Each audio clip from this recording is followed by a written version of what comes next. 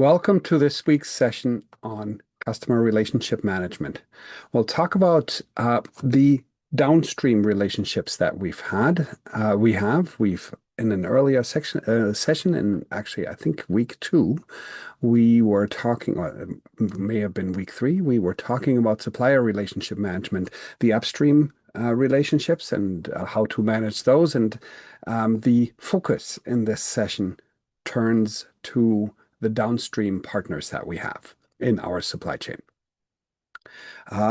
The recorded lectures will consist of two sessions, and they should be roughly equal in length. So let's get into this part because, as in the previous session, the lecture part will be recorded. That's what you're watching right now.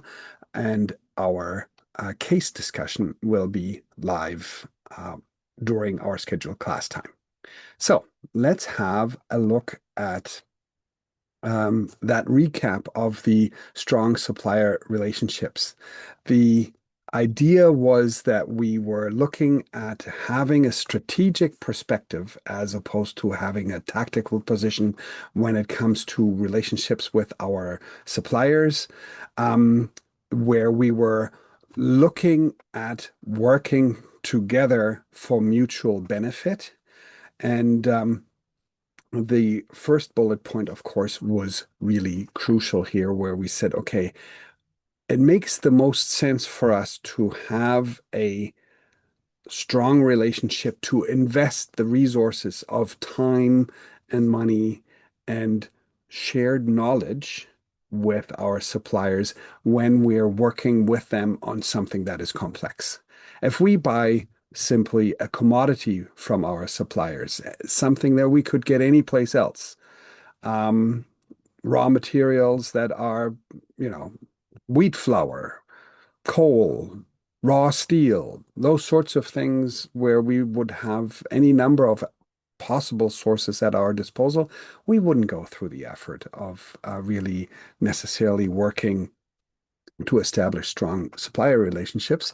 And therefore, when we're looking at the recap of this was true for looking upstream from where we stand, it is absolutely equally true when we're looking downstream. When our customers look to us, all these things are simply the tables turned. And so, equally, the idea of, well, what are successful partnerships still all apply. We still have the same kind of building blocks that we're looking to have when we look for our customer relationship management, because if you will, it's simply the shoe on the other foot. We're not looking upstream to our suppliers, but it is our customers who look upstream to us as their supplier. So many of the things that applied in supplier relationship management certainly still apply just as much in our relationship with our customers.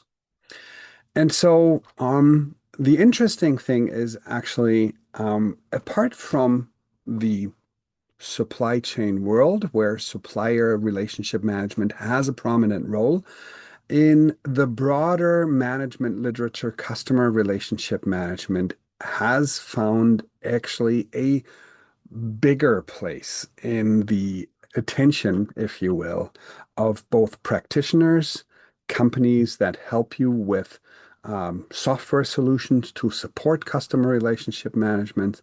And therefore, let's have a look where that may come from. So, the first thing, of course, is the realization, and this comes not necessarily from an operations management or supply chain management point of view. This comes out of marketing research. Finding a new customer costs 5 times as much as keeping an old one. And so, what this realization means that it helps us to focus on making sure that we serve our customer well, we meet their requirements well, and deliver what they need at the time and the place where they need it, so that in the end, they have um, uh, every reason to stay with us. So, customer relationship management, in one sense of the word, stands for that broad definition. Hey, you are our customer. We want to keep a relationship going with you because we want to continue that mutually beneficial relationship. But when we're talking about customer relationship management, quite often this is um, a reference more to the software solutions, the Salesforce software packages of the world and all the competitors in that field. When people talk about CRM, they often don't have this relationship in mind, but they have the structured approach with the help of software in mind that helps, for example, our sales team to pull up a customer file when either somebody reaches out to our sales team or we get a call from an existing customer. Our team has the information about this customer at their fingertips, what they've bought, what their preferences are, and so on. And the infrastructure here is the one that enables the delineation of and the increase in customer value. And it helps us motivate valuable customers to remain loyal, and the effort, of course, always aims to buy for them to buy again. And so it helps the firm focus on the relationship with individual people. So these software solutions do help, um, you know, record the names of our normal customer contact. It's the customers, the service users, colleagues, suppliers, and it also helps us finding with new customers, winning their business, and providing support and additional services throughout the relationship. And so, when we're talking about this, the focus often is on the software solution, but what is really, really a core requirement is that it has to be a core business strategy for managing and optimizing all customer interactions across an organization's traditional and those electronic interfaces. So the more focused view of customer relationship management on the software solution um, is not going to get you as far because, again, the software solutions in general are intended to give you support, but they're not standing in for relationship management as a whole. So when we're looking at customer relationship management programs, successful ones um, mean that customers perceive what we as the supplier do as sort of individualized attention, and it therefore results in more satisfied and more loyal customers. Um, so even if we use all our software solution, even if we make sure that we train the people that are our face to the customers, our organization's representatives towards the customers, if we train them and help them to treat their customers right, it still means that we want to, in the end, support a profit um,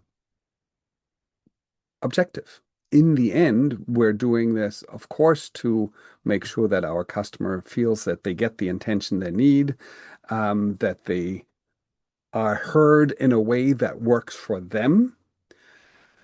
But in the end, there is a self-serving um, motive for us that if we do this right, it pays off for us. It's not just sort of a social relationship management tool.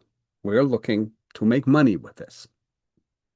So let's have a look then at a number of key tools, and I will go through most of these um, in detail to just provide a bit of context. The segmenting customers, again, it shows that customer relationship management is not a pure operations or supply chain management function. Segmenting customers is taken straight from the marketing practice and literature, grouping customers to create specialized communications about products. So if we have customers that are similar to each other, we like to make sure that we address them in a similar way because we know that they'll have similar needs. Um, in one of the companies that I've worked at, and that meant that, for example, the doorware solutions or the access control solutions that the company sold, the key card systems, there were some similarities among our customer groups. If educational institutions, universities, colleges came and asked for solutions, they tended to have pretty similar needs to each other, so they would become one of our customer segments. And if customers that are were more in government security, police stations, prisons, military installations, were looking for solutions. Again, they had similar requirements to each other, so they would also become their own segment. So segmentation, one thing straight from marketing to help us make sure that we service our customers well. And they also help us then with addressing these specific customer segments, and that avoids us being sort of a nuisance to the wrong customers because they feel that we don't understand them. When we're talking about relationship or permission marketing, that's the sort of opt-in or opt-out that you may know from your own personal interactions with online shopping and online buying. Some companies make it so that you have to specifically opt in to keep getting their uh, communication after your immediate transaction's done. But most companies actually um, sort of say, well, you have to opt out if you don't want to hear from us again. Um, Mobile marketing, of course, if you see Google Maps now has results that aren't anywhere near what your or that don't have anything to do with your destination. It just shows that, hey, this is, services in the area, and if you're um, looking to search for something near me, a particular service near me, that will certainly help. Um, I don't think that QR code social media is something that is new to you, so I don't think I'll have to get into that so much. But cross-selling is something that is a key point for every customer relationship manager.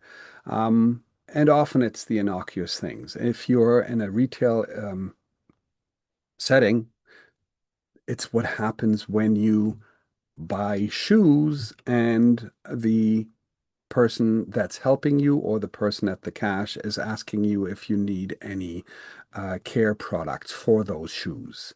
If you're getting a haircut, it's the stylist asking you or the barber asking you if you need any of the shampoos or the products that they were using.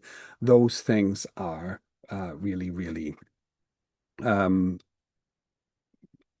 possible and likely to happen to you. And in most online shopping sessions, you will find, more like this, or customers that have liked this product have also liked this other product. If you read this book, or if you're buying this book, how about you try putting this book in your basket at the same time? And so And part what we're trying to do is here we're trying to predict our customer behaviors by understanding our customers' current purchasing behaviors. We can predict their future behaviors. And we also want to understand why customers leave and try to find ways to keep them from leaving, which we call customer churn reduction, the reducing those customer defections, meaning that, you know, keeping people loyal to us and buying from us. And one of the key things here is personalizing customer communications. And I'm sure that you've seen in your personal experience really good and really bad examples of this. By understanding customer behaviors and preferences, firms customize the communications. And sometimes, especially when established companies try to um, communicate with customer target groups that they think are really important and they want to keep you as the up and coming young people and they want to talk to you. Well, sometimes that goes right, but sometimes that also goes spectacularly wrong. Um, but we want to understand how our customers navigate our site. That's what we call the stream, how they move around the site. And we want to make sure that if we offer our right products and services to customers at just the right time, that can often be connected to um, what's called event-based marketing. Call centers certainly, I think, have existed for many years, and some organizations are using them effectively to satisfy and keep other customers loyal, while others see them sort of as a necessary cost of doing business and as a drain on profits. Um, with the replacement of phone conversations by other means of communication, I think in general, um, call centers have declined a little bit in their importance. And we, but you know how they work. Either you get calls and are offered particular products, and that's a source of revenue, or you call in and are looking to get some help with customer service or with a purchase from a supplier that you are interested in. And then that's how you get in touch with them. The interaction often is both ways and can be a key part of customer relationship management. And now, as the last point in this sort of general view of what is customer relationship management, one of the key points is the idea that um, we understand that retaining a customer is more profitable than getting a new one. It's cheaper. That was the lead up to our idea here. But even then, existing customers are not all created equal. And so this numerical example here is intended to illustrate that for you. So if we have two nurseries as our customers, we have nursery A selling 22, we sell them $22,000 worth of products every year, and we have a 20% profit margin with them. And that compares to nursery B, where we sell $16,000 a year and we have 15% profit margin. If you compare just those numbers, well, it's clear that nursery A is our better customer. More money per year and a higher profit margin. So the key to figuring out whether one may be more valuable to us than the other is in that last column, the expected lifetime.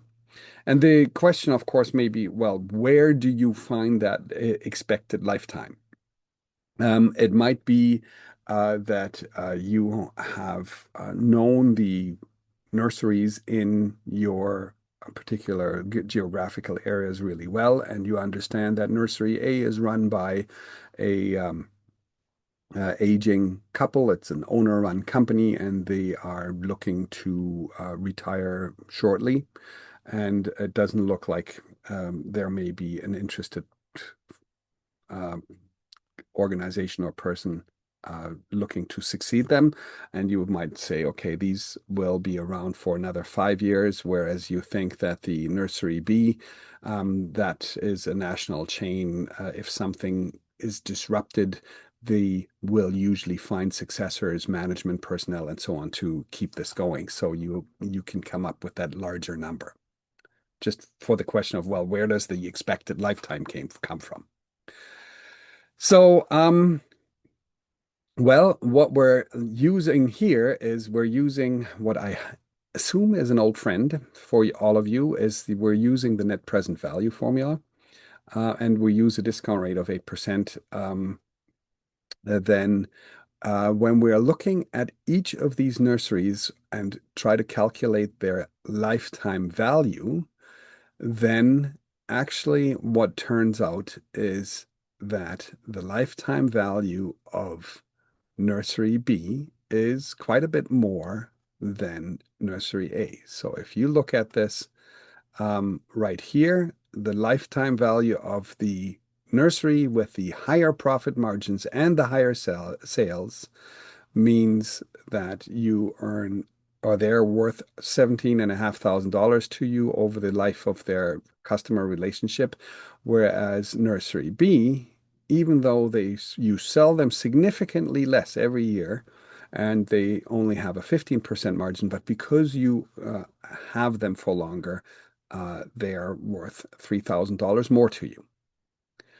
So that wraps up the first of our two videos, and I would invite you to move on to the second one where we're talking about some of the tools, some of the pitfalls, and some of the trends in CRM. So thanks for watching the first of these two videos.